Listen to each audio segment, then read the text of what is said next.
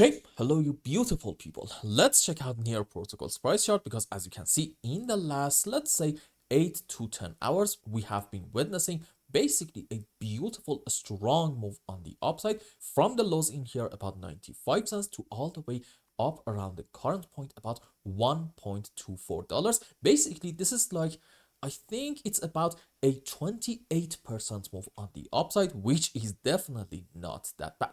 But having said this, this wasn't actually something that we didn't really talk about in the previous video. We absolutely considered having a move on the upside in Near Protocol. I'm going to tell you why this isn't necessarily such a surprise, and at the same time, why, sure, this can be bullish. However, we still need to exercise caution, at least for the coming couple of days. Now, let's talk about what we talked about in the previous update specifically, and I think back then we were right around this area, and the idea was that, well, okay, this move up happened a little bit too fast, and in here we did create a decent gap right in here. So I said odds are in this coming pullback in Near Protocol, even if this is actually a pullback, we are going to get to about here and fill this gap first, and then fair enough, we can have yet another move on the upside. And what happened? Not in this phase, no, we actually filled the gap right in this phase right in here, and then what happened? We got a beautiful move up. Now, in the previous video, we also talked about the idea of having maybe a WXY to about possibly this point. But I said, you know what, since in here we did not take this important high, it's a little bit unlikely for this scenario to be in play. I mean, do not get me wrong, it's definitely a possibility, but again, based on the reasons that I told you, this wasn't necessarily likely. And we talked about the idea of having a starting from this specific point an A, B, C zigzag, which for our subwaves, we are going to have, you probably know it if you are a regular viewer of the channel, 5-wave up into a correction for our B leg. Let's call it an ABC. You can also consider maybe like a WXY, a triangle, honestly doesn't really matter. And then we're gonna have in here another 5-wave up into wave C. Now, let's go on the live chart and see what do we have in this area. In my opinion, there's a very high chance that from, I'm gonna say most likely this point, this is like wave 1, 2, maybe wave 3 to about this point or here, correction for 4, another move up into wave 5, followed by a correction structure down, maybe in form of an A, B, C, expanded flat, and right now we are having another beautiful 5-wave on the upside. And in terms of the subwaves, here is why I think this move is going to continue a bit more in Near Protocol. I'm thinking probably we're having a 1, 2, huge move up into wave 3, and then what? Correction for 4, another move, and even this 5-wave at that point, I'm thinking is probably going to be into this larger degree wave 3, correction for 4, another move up into wave 5. So as you can see, seems like this move in Near Protocol can continue for the next, I'm gonna say probably 48 to 72 hours. However, please consider at least this scenario, suggesting we are having in here an A, B, C on the upside, and assuming that off of the lowest low, this is an A, B, C zigzag. Okay, at that point, what do you have? You know it on a higher degree, the subwaves for a WXY in form of a double zigzag, which was our primary case in Near Protocol back in the previous update. And believe it or not, even with the recent phase on the upside, this is still going to be my primary scenario. Now, at this point, you might ask, well, okay, what's going to be my alternate case? And is there a bullish possibility in here going on?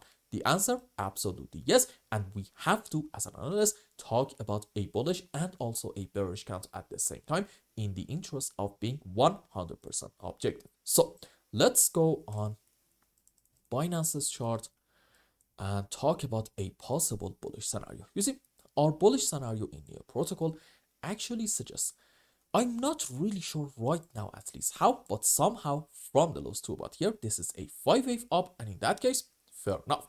This is a wave 1, this is a wave 2, and right now we are having a great move on the upside into wave 3 and 4 and 5, and this is going to be another 1 and a 2, but on a lower degree relative to this white one. And right now, this move is going to be into wave 3, correction for 4, another move into wave 5 in order to complete the subwaves for this wave 3 And again, you know the story, correction for 4, and yet another move up into wave 5. So in your protocol, if you want to be very much optimistic and you want to call this point your final low with a good bit of confidence, all you want to see is from the current point, first things first, a bit of a continuation of our move up, but then a slow and choppy move down, another move up, a slow and choppy move down, another move on the upside. If you see this extremely optimistic sign, and at that point, even I'm going to change my primary case to the bullish one. On the other hand, if you want to be a bit pessimistic like me and you want to still exercise caution and you want to say maybe the bearish scenario is happening, then okay, what you want to see in here is actually a rather strong move down, a 1, 2, 3, 4, 5 without a lot of overlapping of the waves. Now, here's a question. We said odds are one way or the other, bullish or bearish overall. This move in the short term is going to continue. Question is, what's going to be a likely target for this space? Let's go back on our chart from trading view. There we go. You see, I think you have to find your answer in classic TA, meaning support and resistances. And guess what? In terms of classic TA, we are actually quite close to a very important area of resistance between, I think it was 1.31 to about $1.37 right in here. Now, why is this a very key level? Because this isn't actually just a simple resistance area. Absolutely not. This is a cluster of resistance from weekly, daily, and also H4 time frame at the same time. So if truly in your protocol, the bearish scenario, this thing right in here suggesting we are having a WXY and the final low is not in yet. If this scenario is in play, then okay, under any kind of circumstances, we shouldn't really go and break this important resistance area. And from here, we want to see a very strong rejection and have a beautiful move on the downside. On the other hand, if we are actually bullish and the final low is in, and these are essentially a series of 1-2s like the one that I showed you a minute ago, then okay, naturally we have to go up and break this level. And by that, I mean we go above it, do a slow and choppy pullback, and then have another move on the upside. This, in my view, is essentially the make it or break it level. And if we want to break it, it probably means the bullish scenario is happening. If we want to get a rejection from it, at that point, I think we need to be very careful, because odds are we are going to have another move down and possibly visit the lows in here about, let's say, 85 to 90 cents area. Now, here is my final point.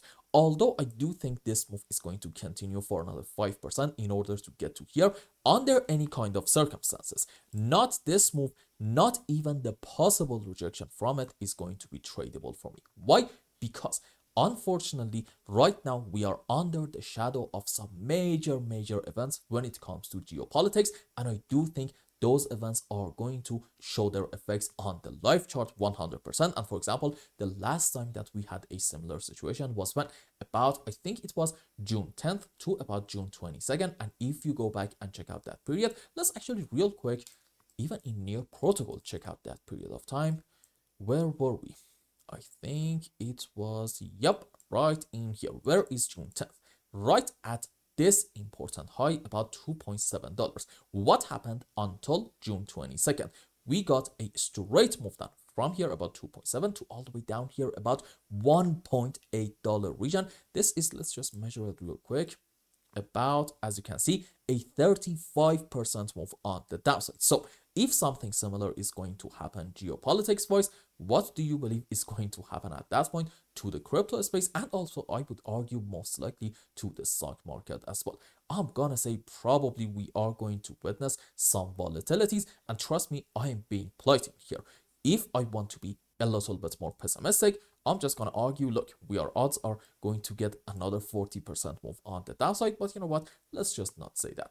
Let's just say we're going to have some volatilities. And if you are a short-term traders, during those volatilities, I'm going to bet your stop loss is going to get hit. That's why I do not want to get even close to any kind of trade in the next, basically, I'm going to argue 5 to 7, 10 days maximum.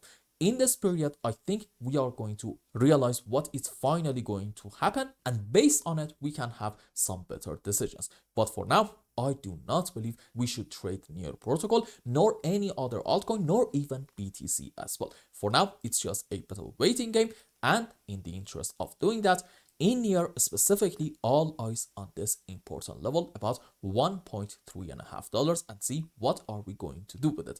If we're going to get a strong rejection, not a good sign. If we are going to break this level, great sign. Hopefully at that point, the bottom is set. And I hope I explained everything well and you understood what is going on in here. And until the next update, I hope you have a wonderful time. Goodbye.